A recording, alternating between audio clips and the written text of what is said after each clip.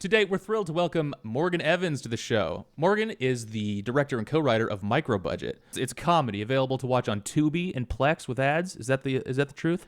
That's right. Yep. If you want to watch it without ads, you can go to Amazon. Okay. Yeah. And buy it. You could buy it. Yeah. Okay. Yeah. Okay. But you know what? It's like a Nice. very good price. I think it's cheap. I think it's like $3 or something, But yes, it's a comedy. It's a mockumentary comedy. It is. It's a mockumentary comedy about a delusional filmmaker from Iowa making an ass of himself in every imaginable way. And so, Morgan, my first question for you today is, did I do something to offend you personally? I think it's funny. Patrick and Emily, who play the leads in the movie, it's basically about a guy who moves his 9-month pregnant wife from Iowa to Malibu. They're married in real life, and I went to their wedding in Iowa, which is the first and only time I'd ever been to Iowa. And so when I was writing the movie, I was like, let's set it there. And they were like, people are gonna think this is us, like for real. Yeah, I mean, this movie, it stars Bobby Moynihan, Chris Parnell, Maria Bamford, Mike Mitchell, John Gabris, and a bunch of other talent, which was really fun to see. It was so cool to see people I followed for years, like Mike Mitchell and John Gabris. Like Jord Rock was on Love years ago. Y'all are very easy to root for, and it helps that your movie is extremely funny. Oh, thanks so much. Yeah. Yeah, I actually cast Mike. I loved Mike Mitchell and I loved Jordan in Love. And so it was fun to get those guys back together because they were both on that show. Mm-hmm. Yeah, it's crazy. We got such a good cast, but the movie's called Micro Budget. It's actually a micro budget, and we were able to get everybody for SAG minimum. So pretty much everybody did it for, nothing at all. And we couldn't believe how many great people we ended up getting. And there's a huge, ridiculous cameo in the end who has a couple lines. And they did it for SAG minimum as well, which is crazy. Is SAG minimum $200 or $5,000? It's about $200 and maybe $10 or something. I think they give you they give you an agent bump, so you don't lose money, so it's $215 or something a day. Yeah. Maria Bamford mumbling about how low that was so funny. Yeah. Yeah, it's a fun movie. We shot it in 11 days in one location. My wife's family's home, and yeah, we shot it in March of 2023. It's just been a long journey. We did about 2 years of film festivals, and then we finally came out about a week and a half ago. It's crazy. It seems like it'd be a really fun film festival movie to watch with a crowd like that too. But yeah, I enjoyed watching it at home with my wife. I did keep nervously glancing over at her throughout the movie, hoping she wouldn't put the pieces together and come to her senses about being married to a delusional filmmaker from Iowa. But luckily, it didn't occur to her. Look, it takes one to know one, I think. I had to, a lot of that movie is, I think, my version of what I'm afraid of becoming, maybe Sure. What we all are afraid of becoming, for sure. You got a Blu-ray coming out first. I want to make sure people hear that. That's right. Through Vinegar Syndrome, you can get the micro budget Blu-ray. There's 82 minutes of bonus features. The whole movie is basically a fake bonus feature. So it was always really important to me that the disc contained a lot of stuff. Also because the way I learned how to direct was by watching Adam McKay special features and Judd Apatow special features and the bonus features of Hot Rod and stuff. So I just wanted to make sure we jam-packed this thing with as much as we could. And a lot of the movie's improvised, so there's a ton of alt takes. There's a blooper reel. We did a really cool thing, I think, where we did a multicam split because most of the film was shot with 3 cameras at once. And so instead of cutting each scene, I put every frame up so you can just see what we were covering at all times, which I think would be interesting to me if I was a film student or something. Oh God, that's so fascinating. I love that. When I heard you say that that's going to be on the Blu-ray, I'm like, oh wow, that's a masterclass in editing right there. You could learn so much from seeing the different sources like that. That's really cool. Yeah, that was really fun to do. And then, there's just a ton of runners and gags and stuff like that. And then there's a commentary track, and there's also a 30-minute making of how we did it. It's a documentary about our fake documentary. That's great. shot on mini DV, so it looks like Inland Empire. Oh, really? Awesome. Yeah. That's awesome. I want to talk a little bit about the making of here because Sure. You also wrote an awesome article in was it Movie Maker? Is that what it? Yeah. Okay. First of all, what are the thresholds for what's considered micro budget, small budget, etc.? Are there like strict guidelines? There are. It's all through the Screen Actors Guild. I couldn't tell you exactly the number, but I know that technically speaking, our film qualifies as a SAG ultra low project, which it means, I think, over like $150,000 maybe is where that kicks in. And if it's like under 150 or under 100 or something, it's technically a micro budget. But ultra low. Oh, so yours is technically not a micro budget. Correct. Yes, we are technically over that. Our budget was $235,000. So, but ultra low budget just didn't have the same ring to it as a title. Sure. Yeah. And like colloquially, like to say it is micro budget, like that, like it's meaningful to describe it as such. Yeah. Yes. Very few things are made for this low. Yeah. Yeah. What would the budget? What would Terry be working with for the movie that he's making? Do you think? I think Terry was probably working with about $100,000, maybe like 100. Okay. Something like that. But he's spending it all on the wrong stuff, like I think he says at one point he paid Rick, the VFX guy who used to work at a bowling alley and makes strike graphics for a living, paid him like 20 grand. So he's spending money, but he's not, he's like ran out of money by the time they got there. There's a funny moment in the film where like he goes and gets a check from his grandma, and when he comes back, he's wearing like a whole new getup. Like he's got like a pashmina on, and he's got this like goofy little hat and like a suit coat. And to me, it just made me laugh to think that like on his way back to set to pay people, he stopped and got a new outfit.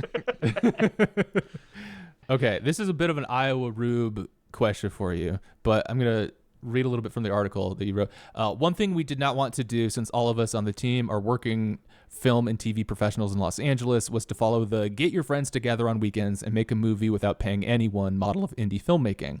We all understand why this is financially necessary for most projects and helps directors break even in the current horrific sales climate where MGs are either tiny or non-existent. What's MGs? Oh, that's a minimum guarantee. So a minimum guarantee is essentially what a company would pay you up front in order to have the rights to your film for a period of time. So in the heyday of indie filmmaking, like Clerks, Robert Rodriguez, like this Sundance in the 90s, right? Like the minimum guarantees were extraordinarily high. So if you made a film, it was absolutely possible to get a minimum guarantee from a Miramax or an October Films or something to the tune of like $1 million. And that's where you hear of these like overnight success stories. These days, it's all about mitigating risk on behalf of these companies. They just do not want to take risks at all, and they have passed all of that on to the filmmaker. And so minimum guarantees are very, very small today, potentially $10,000 or nothing at a film of our level. You will hear of like big Sundance acquisitions and stuff, but generally speaking, those are happening to films that are maybe $1 million or more. And they will sometimes get a minimum guarantee that's a little higher, but that's an aspect of the business that's essentially been like decimated by streaming. Yeah. Okay. And I'm gonna continue on through here. That simply wasn't an option with the crew and actors we wanted to use. So we did things the right way as much as we could and followed all the rules, which meant having real insurance and pulling proper permits for the locations. And I guess I wanted to ask you, this wasn't an option due to union rules, or is this like a principled self-enforcement thing that you were all professionals working here and you want to do the right thing kind of thing? I think it was a bit of that. It was about trying to not be exploitative of people and their time as much as possible. Like, the way this was financed was I had written this animated Batman movie that you could see behind me, and I had written a couple other films for Warner Brothers. So basically for the first time in my life, like I had some money. And then I took out a loan and I took out some credit cards through my business. And so I paid for it all myself. And, obviously I wanted to keep costs down as much as humanly possible, but with also the understanding that like I'm working in the business, everybody I'm hiring is working in the business. 2 strikes were about to happen. We had just come off COVID. I didn't want to spend money recklessly or needlessly, but I also wanted to ensure that everybody was getting paid relatively well. And the other reason to do that is because, and I have friends who've made some indies in this way of like, we're just going to get some people together and see who's available. And it's kind of pulling at every favor you have. And that's amazing. And you should totally do that if you can. However, what does end up happening sometimes is like, no one feels like they actually need to work on it. Like, hey, my composer has blown the deadline by 3 months or something, which just happened to a friend of mine's Because it's a favor, and you don't have that accountability with a you're getting paid for this. Yeah. So it's helpful to pay sometimes because like an air of transactionality can lead to professionalism. Yeah, but it's not right for every film, like I think if you have a movie without SAG actors and you want to make it with your friends and you don't have to deal with SAG or the unions or anything, then by all means, do it for any amount you can. Do it for $10,000, do it for $5,000 for sure. But I knew I wanted to try to get like Maria Bamford and Chris Parnell and Bobby Moynihan and all these professional actors in it. And so because of that, we had to be a little bit more legitimate than my bank account would have preferred for sure. Like I would have much preferred to do things cheaper, but you have to do things like legally with actors at that level. Yeah. Well, I mean, it sounds like it hit your bank account pretty hard, but I do love that. I'm sorry I ended up costing you personally a lot, but like taking a stand to like pay people reasonably is very admirable, I think, in this client. And I mean, obviously I don't work in Hollywood, but I think we're all feeling the pinch in different ways. The more we're squeezed, the more I feel like digging in my heels, almost certainly to the detriment to my career. We were on the call with Atticus, who I've dragged into a lot of my personal projects. So don't get any ideas, Atticus. This is how it works out in Hollywood. It would do things a little bit different around here. But like I'll be biased because I'm a big union guy. But you mentioned in your Reddit AMA something to the effect of there are people who hold the money and it's their behavior that needs to change, not the workers. And that hit really hard for me. I appreciate that you're leading by example here. Yeah, I think that people have this tendency to view Hollywood as like, especially when we ask for tax breaks and tax credits and stuff for productions, it's like, well, why should we have to finance Tom Cruise's salary? And it's like, that's the 1% of 1%. That is just not the reality of working in this business at all. Most people I know are struggling to get by. They maybe work on 1 show a year, if they're lucky. And that's not enough to last. Like, yes, you'll hear sometimes about like these union minimums, and yes, they can be very high, but you have no idea how long you need to make that check last for. It's not a type of job. It's a freelance lifestyle. It's not the type of job where you're making that consistently every single year or every single month or something like that. And so I think there's this fundamental misunderstanding of like what we're all doing out here in Hollywood, and I think everybody thinks we're like super rich and just balling out and having a good time, like it's Entourage, and it's like hasn't been Entourage since the mid-90s, like it's a completely different reality. Ultimately, it's like most Americans are have Terry's idea of what to do. That's exactly right, and so I think it was just important to just try to get people paid as much as we could. I'll also say, it's a movie about a very toxic film set. It feels like my thesis, like what I'm trying to convey about the film, would be undermined if you found out that the film itself was also a really exploitative, horrible experience for people. So I had to make sure.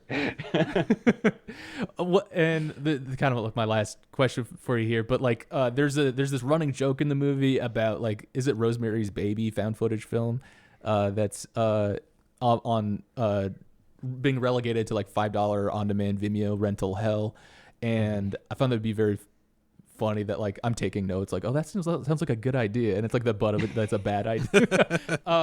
But the distribution model of being on like Tubi and like the ad supported platforms, as well as being able to purchase it, like I hope that works out.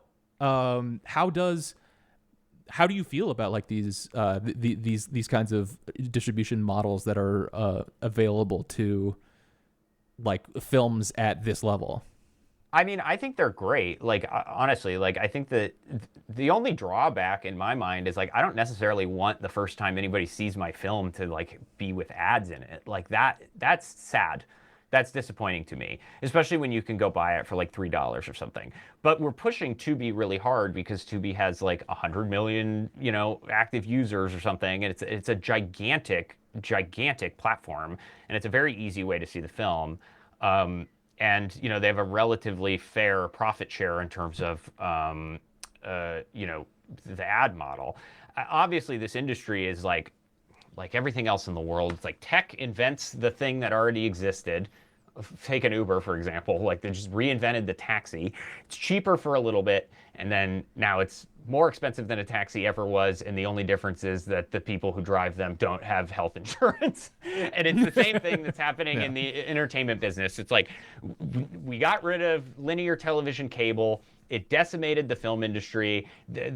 All of these companies, by far their largest profit centers were ad revenue from sports, live television, shows like Twin Peaks, syndicated shows like ER, Friends, whatever. That allowed them to finance films. And they got rid of that because they all got spooked by Netflix, and they all started chasing this streaming model business. And the way they, decided to try to get people in was by greenlighting a ton of shows, spending hundreds of millions of dollars a quarter on these platforms.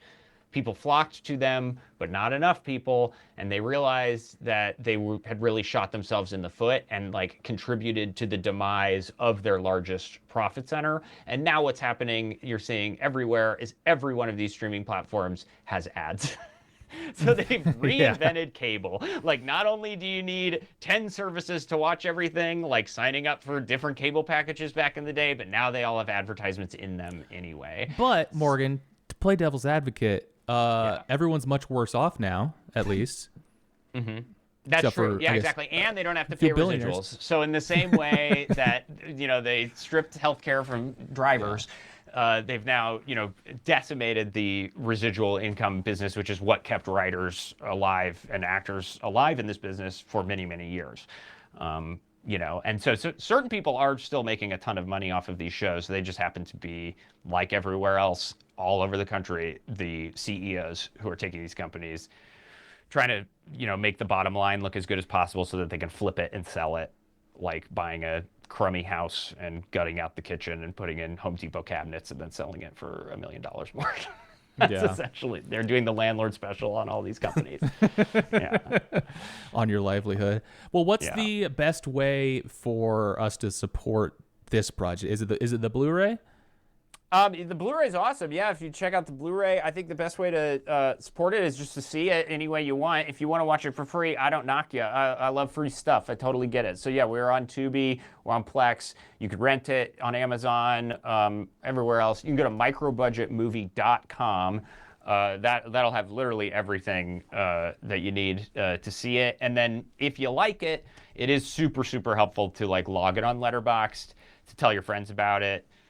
Post about it on Instagram or something like that. Just like word of mouth is the best thing to help us because, we have no marketing budget. It's me and my producers just doing everything ourselves and just trying to get it seen. So you've already helped enough. You've put me on a podcast. That's huge.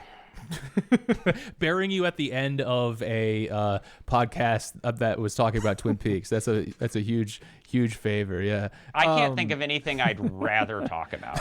Like, I love how this much rather talk about Twin Peaks than my own movie.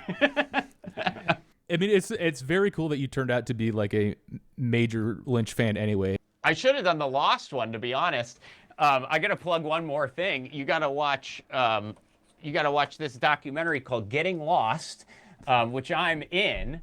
and it's with like Damon and Carlton and J.J. Abrams and the entire cast of Lost. And it's really good. This guy Taylor Morden did it, and it's kind of a recap about everything that happened with Lost. And I was their first interview. And oh my God. I'm like, and then they were like, hey, we got good news. You know, we got Hurley and Sawyer and Kate. And I was like, oh, I'm getting cut out of this thing. There's no way I'm, I was at first interview, and then they got all these real people. I was like, there's no way I'm going to do this. Well, why were you the first interview? Am I stupid? Are you in the show and I just missed you? No, just a super fan. My S Corp, my company's name is Widmore Industries, so I'm the actual real life president of Widmore Industries. But yeah, it's really funny. I mean, it's crazy. I'm in this quite a bit, which is astounding to me. But then they did some stuff, like they edited some things where I'm like, like I'm just gonna give an overview of how the show came to be, and then I'm like, but like cut out any of this if it's wrong. And then sometimes they'd put me saying something and then immediately cut to Damon Lindelof going, no, not like that at all. And I'm like, oh my God, I look like a moron, but it's a really good doc. I highly recommend it. Morgan, thank you so much for coming on the show, man. This was a blast, for sitting with us for so long today. And yeah, people, you're going to have fun with Micro Budget. I guarantee it.